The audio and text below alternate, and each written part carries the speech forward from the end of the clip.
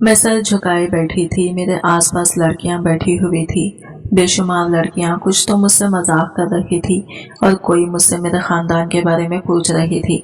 दरअसल मेरा ताल्लुक साहियाल से था।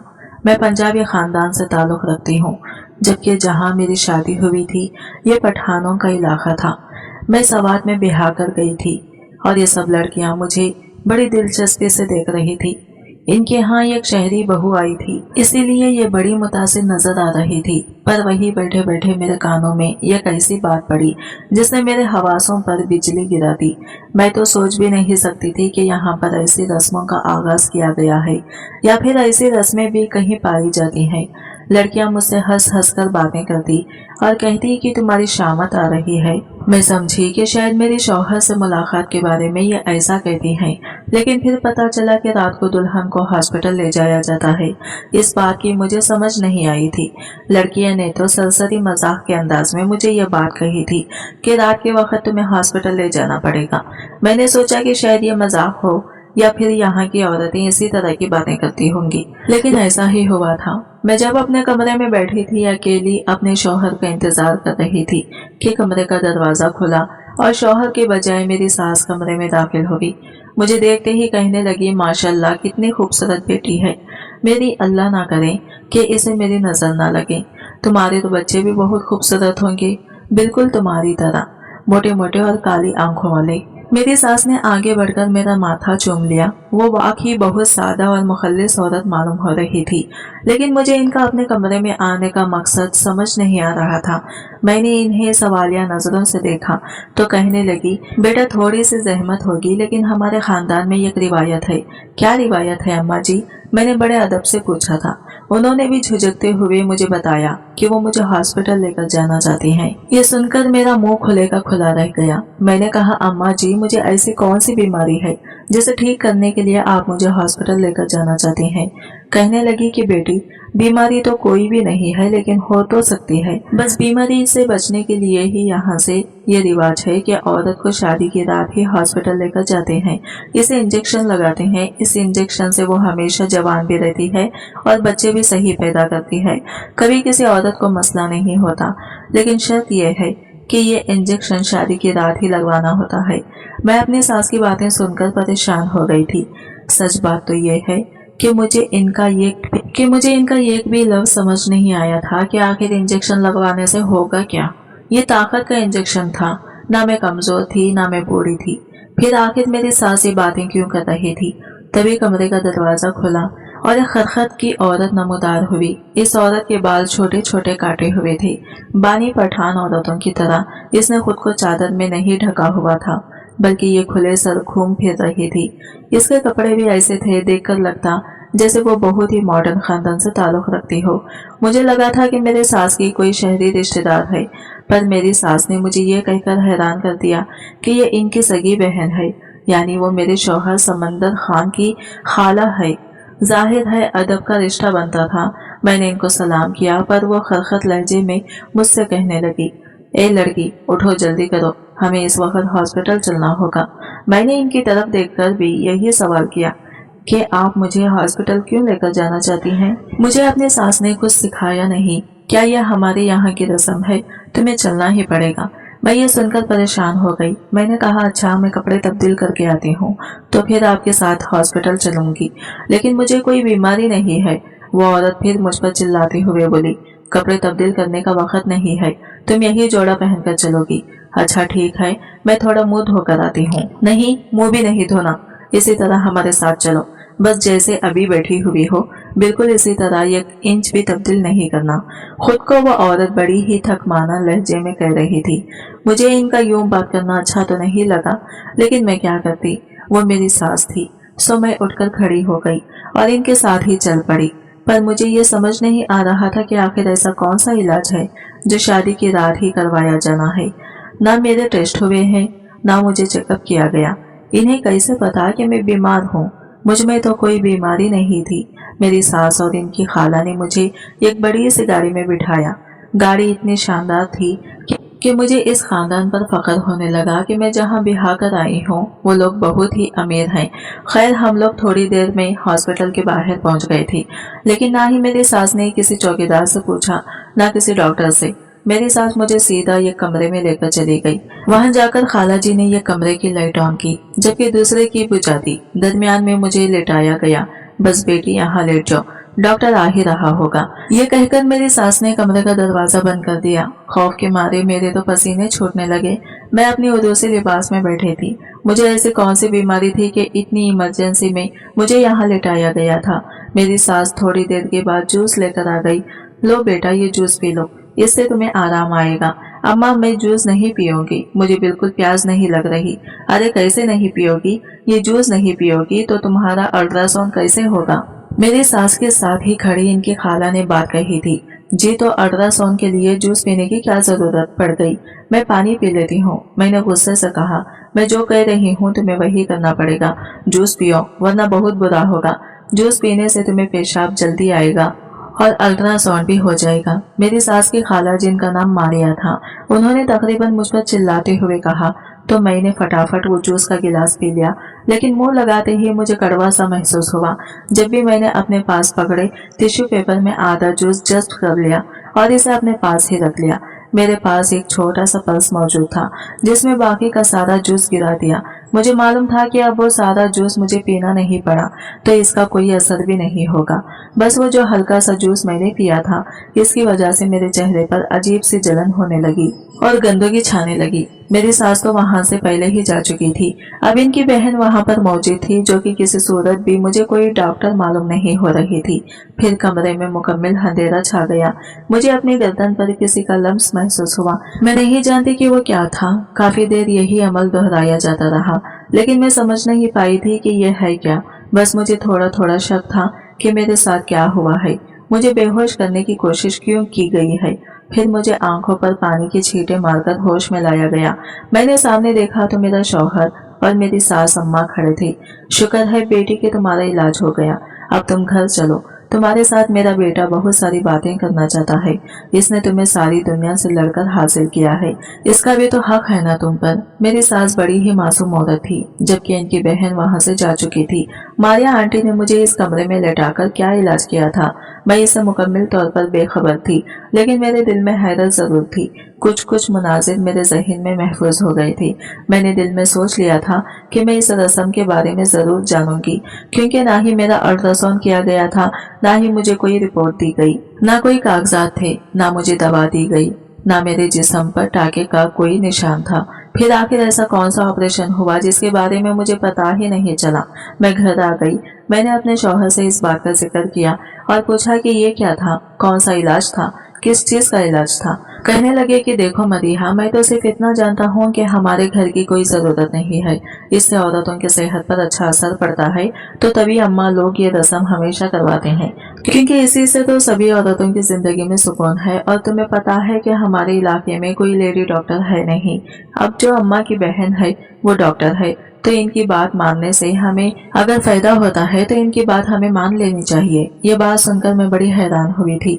मैंने कहा कि आपको कैसे पता कि आपकी अम्मा की बहन डॉक्टर है? वो तो इसी इलाके से ताल्लुक रखती हैं। आपकी अम्मा कम पढ़ी लिखी हैं तो वो भी कम पढ़ी लिखी होगी। आपने क्या इनको तालीम हासिल करते देखा है? मेरा शौहर भी सोच में पड़ गया। बोला कि नहीं, ऐसा तो नहीं हुआ, हम तो वाकई में इनकी डिग्री से वाकिफ नहीं हैं कि वो डॉक्टर हैं भी या नहीं। मैंने कहा कि सही बात है, जब आपको यही नहीं मालूम कि वो डॉक्टर है या नहीं, तो फिर इनके पास जाने की क्या तक बनती है। मेरे शौहर को फिलहाल इन बातों में कोई दिलचस्पी नहीं थी। वो मुझसे राज और नियाज की बातें करना चाहता था, सो मैं भी खामोश हो गई। मैंने कहा कि आप बिल्कुल फिक्र नहीं करें, मैं आपसे दोबारा इस बारे में कोई सवाल नहीं करूंगी, लेकिन अब आप ही मुझसे वादा करें आप कभी मुझ पर शक नहीं करेंगे। मैं इस मामले की तह तक पहुंच जाऊंगी। बोले कि हाँ हाँ बिल्कुल सही है, तुम जो चाहो करो, बस मुझे इन मामलों से दूर रखो। मैं सिर्फ तुम में दिलचस्पी रखता हूँ। अपने शौहर की मोहब्बत और बेताबी देखकर मुस्कुरा दी थी। अगले दिन मैंने इस मामले की तह में झांकना शुरू कर दिया था, क्योंकि अगले दिन मारिया आंटी खुद हमारे घर आई। कहने लगी कि बेटी तुम हमारे घर चलो, हमने तुम्हारी दावत करनी है। मेरा शौहर भी तैयार हो गया। रात वाला वो पूरा सबक भूल गया था, जो भी मैंने मारिया आंटी के खिलाफ बातें की थी या जो मैंने कल उनसे मोहतात रहने का कहा था, वो इसके ज़हन से जा चुका था। मारिया आंटी का इतना रोब था कि जो भी इनकी बात सुनता वो वही करता जो इन्हें कहा जाता। खैर से मारिया आंटी घर हमने शाम को ही जाना था। मैंने सोच लिया कि ये अच्छा हो गया, चलो इनका घर देखने का मौका मिल जाएगा। इसी तरह मुझे मालूम भी हो जाएगा कि दरअसल मारिया आंटी खुद एक डॉक्टर है भी या नहीं। इस बात की वजह से मैं परेशान भी थी और थोड़ी थोड़ी मंजस भी थी। हम जल्दी ही मारिया आंटी के घर पहुंच गए। घर क्या था, एक महल था जिसे देखकर मेरे तो मारे हैरत के मुंह खुला का खुला रह गया। अब मैं समझी थी कि सब लोग इनकी इतनी इज्जत क्यों करते थे। हम लोग जब अंदर दाखिल हुए, एक चीज बहुत ज्यादा नफासत और खूबसूरती के साथ रखी गई थी। काफी ज्यादा महंगी चीजें वहां पर थी, जिन्हें देखकर मुझे लगा कि मारिया आंटी वाकई एक बहुत अमीर औरत है। मैंने अपनी सास से कहा, आपकी बहन तो लाखों में कमाती है, सर्जरी जो करती है, लड़कियों के ऑपरेशन नहीं, उन्हें ये इमारत और दौलत दे दी। मेरी सास कानों को हाथ लगाने लगी। खुदा का खौफ करो बेटी, मेरी बहन किसी से पैसा नहीं लेती, 1 रुपया नहीं लेती इलाज करने का। वो तो ये काम मुफ्त में करती है। ये बात सुनकर मैं हक्का बक्का ही रह गई थी। जब लोग इनको पैसे ही नहीं देते तो आखिर ये दौलत कहाँ से आई। मैंने कहा कि ये दौलत इनको इनके शौहर की तरफ से मिली है, लेकिन जब मैं मारिया आंटी के शौहर से मिली तो वो भी एक मामूली सा आदमी था। इसे देखकर कहीं से भी नहीं लगता था कि वो लाखों करोड़ों की इस जगह का मालिक है। लेकिन बहरहाल काफी सारी बातें थी जिन पर मुझे शक था। मैंने मारिया आंटी से पूछा भी कि आपने डॉक्टर की तालीम कहाँ से हासिल की है। कहने लगी कि बस मैंने पुराने वक्तों में पढ़ा है। इनको किसी कॉलेज का नाम भी नहीं पता था। कहने लगी कि इस हॉस्पिटल में जहाँ मैं तुम्हें लेकर गई थी, वहाँ मेरे जानने वाले बहुत लोग हैं। मैं एक सीनियर डॉक्टर के तौर पर काम करती हूँ। मेरा वहाँ पर एक ऑफिस भी है। ये बात सुनकर मेरे ज़हन में खटका सा हुआ। मैंने ठान ली कि मैं इस हॉस्पिटल में जाकर जरूर पता लगाऊंगी कि मारिया आंटी यहाँ क्यों आती हैं। लेकिन दावत के दौरान ही मारिया आंटी ने, मेरी सास ने, ये कैसी बात की जो मेरे ज़हन में चिपक कर रह गई। कहने लगी, मैंने सुना है कि तुम अपने छोटे बेटे का भी रिश्ता करना चाहती हो। देखो, अच्छे लोगों में रिश्ता करना, और हाँ, जो तुम्हें कह रही हूँ, इस लड़की की सेहत के बारे में मालूम कर लेना, और अगर तुम्हें पता चले कि इस लड़की में कोई भी मसला है तो पहले मुझे बताना। बहरहाल शादी की रात वाली रस्म तो मैंने ही करनी है, तो मैं इसका इलाज कर दूंगी। मेरी सास ने सादतमंदी से सर हिलाया, जैसे वो जानती हों कि इलाके की सबसे बड़ी डॉक्टर मारिया आंटी ही है। मुझे इन बातों पर यकीन नहीं था। 2 बातें मुझे मालूम पड़ चुकी थी। एक तो मुझे हॉस्पिटल से इस बात का सुराग मिल सकता है, दूसरा मेरी देवरानी के आने पर, इस रस्म में शामिल होने पर भी मुझे कुछ न कुछ इल्म जरूर हो जाएगा। अगले ही दिन मैं हॉस्पिटल पहुंच गई। वहां जाकर मैंने इस कमरे के मुताल्लिक पूछा। ढूंढा तो पता चला कि ये कमरा मारिया आंटी ने हॉस्पिटल वालों से लाख रुपये महीना किराए पर लिया हुआ है। ये बात बड़ी हैरान कर देने वाली थी कि 1 लाख रुपये किराया ये कमरे का वो क्यों कर देती हैं। आखिरी ये कमरा लेने का मकसद क्या है। बाकी जब उससे मैंने पूछा तो पता चला कि मारिया आंटी का तो डॉक्टरी से दूर दूर तक कोई ताल्लुक ही नहीं है। उन्होंने बस ये हॉस्पिटल अपने कमरे के लिए रखा हुआ है। इस कमरे का वो महीना 1 लाख रुपया किराया देती हैं। यहाँ पर उन्होंने छोटे मोटे बिस्तर और इस तरह की चीजें रखी थी जिनको देखकर लगता था कि ये वाकई कमरा एक हॉस्पिटल की शक्ल पेश कर रहा है। मैं वो कमरा देखकर वापस आ गई। बदकिस्मती से हम ये सिर्फ खिड़की से ही देख सकी थी, क्योंकि कमरे को ताला लगा हुआ था और बाहर शीशे की खिड़कियां थी। इस बात ने मुझे हैरान भी किया था और परेशान भी। मैंने एक और औरत से बात की तो उसने बताया कि यहाँ पर शादी की पहली रात लड़कियों को लाया जाता है। मारिया साहिबा इन लड़कियों को अपने कमरे में लेटा कर रखती हैं, आधे घंटे बाद वापस ले जाती हैं। अब तो इनकी शोहरत फैलती जा रही है। महीने में वो 3-4 बार ये काम करती हैं और अब मोहल्ले में भी उनको जानने पहचाने लगे हैं। कुछ लेडी डॉक्टर्स भी इनसे बातचीत करती रहती हैं। मैं ये सारी बातें सुनकर हैरान हुई थी। जब मारिया आंटी का डॉक्टरी से कोई ताल्लुक नहीं तो उन्होंने मेरे साथ क्या किया था, वही सब मुनाजिर मेरे ज़हन में चलने लगे। मैंने सोच लिया था कि अब मुझे क्या करना है। मैं घर आई तो मेरी सास अपनी छोटी बहू के बारे में बातें कर रही थी।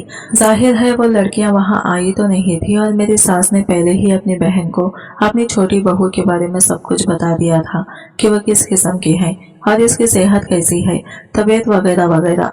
मेरी सास इनसे फोन पर बात कर रही थी, कुछ परेशान लग रही थी। बहरहाल उन्होंने मुझे नहीं बताया कि असल मामला क्या है। बस उन्होंने कहा कि वो बहुत ज्यादा परेशान है। खैर मेरे देवर की शादी के दिन करीब आ रहे थे। मेरा इंटरेस्ट भी बढ़ गया था। मैंने सोच लिया था कि मैं हॉस्पिटल में जाकर अपनी सास का राज जरूर फाश करूंगी, देखूंगी, जानूंगी और अपनी सास के इस जुर्म से पर्दा उठाऊंगी जो वो हमसे छुप कर रही थी और हमें बता भी नहीं रही थी। मैंने मारिया आंटी को इस बात का बिल्कुल भी एहसास होने नहीं दिया कि मैं इनका राज जान चुकी हूँ। मैं अनजान बनी रही। जिस दिन मेरी देवरानी रुखसत होकर इस घर में आई, इसको भी यही सारी बातें सुनाई जाने लगी कि तुम्हारे साथ भी यही हॉस्पिटल वाली रस्म होगी, क्योंकि तुम्हारा इलाज के बगैर हम अपने बेटे के पास नहीं भेज सकते। वो भी एक बड़े घर की लड़की थी। गौर करने कहने लगी कि मैं हॉस्पिटल नहीं जाऊंगी। फिर इसका शौहर आया। इसने पहला फुसलाकर अपनी बीवी को अपनी माँ की बात मानने पर मजबूर कर दिया। यूं वो लड़की बेचारी भी इस रस्म की भेंट चढ़ गई। मारिया आंटी के चेहरे पर अजीब सी मुस्कुराहट थी, जैसे अब की बार फिर उसकी जीत हो गई हो। लेकिन जैसे ही सब लोग गाड़ी में बैठने लगे, मैं भी गाड़ी में बैठ गई। मेरी सास को इस बात पे खुशी हुई थी कि मुझे अपनी देवरानी का एहसास है। मारिया आंटी को यह बात बुरी लगी थी। कहने लगी, हॉस्पिटल में ज्यादा लोगों का रश बर्दाश्त नहीं किया जाता। तुम चलकर क्या करोगी? घर पर ही रुको। मेरी सास ने मेरी हिमायत कर दी। बोली कि नहीं, बहू भी है, माहौल देखकर आएगी तो अच्छा है। खैर मारिया आंटी दांत चबाते मुझे अपने साथ लेकर चली गई। वहां जाते ही मारिया आंटी ने एक अजीब हरकत की। मुझसे कहने लगी कि तुम यहाँ से बाहर चली जाओ, हमें यहाँ पर अपनी बेटी का इलाज खुद करवाना है। ये वही कमरा था जहाँ इस दिन मई आई थी और मेरी सास मुझे लेकर आई थी, पर मेरी सास को बाहर भेज दिया गया था। मैंने नर्स को अच्छी खासी रकम दी। कहा कि तुम मुझे एक और यूनिफॉर्म लाकर दो, मैं तुम्हारे जैसा लिबास पहनकर इस अंदर होने वाले कमरे की कार्रवाई देखना चाहती हूँ। तुम लोगों को तो यहाँ आना जाना भी मना नहीं है। नर्स 10,000 रुपये लेकर आसानी से यह काम करने पर राजी हो गई। मैं जल्दी से इसका यूनिफॉर्म पहन अंदर आई। इस कमरे में मौजूद एक पर्दे के पीछे छुप गई। मैंने देखा मारिया आंटी लड़की को बेहोश करने के बाद इसके साथ जो कर रही थी वो होश उड़ा देने वाला था। अब मैं समझी थी कि मारिया आंटी इतनी अमीर क्यों थी। इसके घर में कीमती सोफे, मानूस और फर्नीचर कहाँ से आया था? वो फर्नीचर जिसका ये काम इंसान ख्वाब में भी नहीं देख सकता। इनके पास एक और लड़की खड़ी थी जो कि दुल्हन को पहनाए जाने वाले जेवरात उतार कर इसे नकली जेवर चढ़ा रही थी। करते करते उन्होंने बिल्कुल वैसा ही दूसरा जेवर दुल्हन को पहना दिया। ऐसा लग रहा था जैसे दुल्हन के साथ कुछ भी नहीं हुआ, लेकिन वो तो लुट चुकी थी। इसका कीमती खजाना इससे छीन लिया गया था। ये बात ना ही मेरी सास को पता थी, ना गाँव में कानों कान किसी को इस धंधे की खबर हो सकी। आधे घंटे में इनका ऑपरेशन मुकम्मल होगा। ये मेरी देवरानी बेचारी को होश में लाकर बाहर खड़ा कर दिया गया। वो भी उसी लिबास में थी। बस उस जेवर के साथ हॉस्पिटल लाया गया, ऑपरेशन किया गया और फिर घर भेज दिया गया। मैं ये सारी बातें जान चुकी थी, पर मैं ये बात अपनी सास को कैसे समझाती? मैंने इन्हें कहा था तो कहने लगी, तुम ये सारी बातें झूठ कह रही हो। अपना जेवर मैके वालों को देकर नकली चढ़ा लिया होगा, इसलिए तुम ये बातें कर रही हो।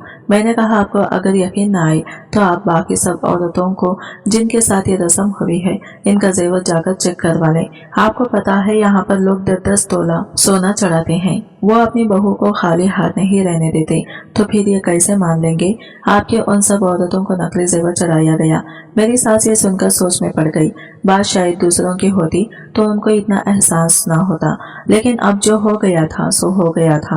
वो अपने घर में भी लुट चुकी थी। उन्होंने बाकी लड़कियों को ये रस्म करवाने से मना कर दिया, पर अपनी इतनी अमीर बहन से ताल्लुकात भी बिगाड़ नहीं सकती थी। सो यह हकीकत वो किसी को बता नहीं सकी और आज भी वो दिल ही दिल में कटती है कि काश हमें भी इस रस्म की हकीकत का पता होता तो हम इस तरह न लुटते कि हमारी सालों की जमा पूंजी इस औरत ने 1 महीने में हड़प कर ली और जमीन कानों कान खबर ना होने दी। इसलिए कहते हैं कि कोई भी काम करने से पहले तहकीक लाजमी कर लेनी चाहिए। आज की वीडियो कहानी आपको कैसी लगी कमेंट करके जरूर बताएगा और वीडियो अच्छी लगी है तो लाइक शेयर जरूर कीजिए। हमारे चैनल को सब्सक्राइब करें। फ्रेंड्स, मिलते हैं अगले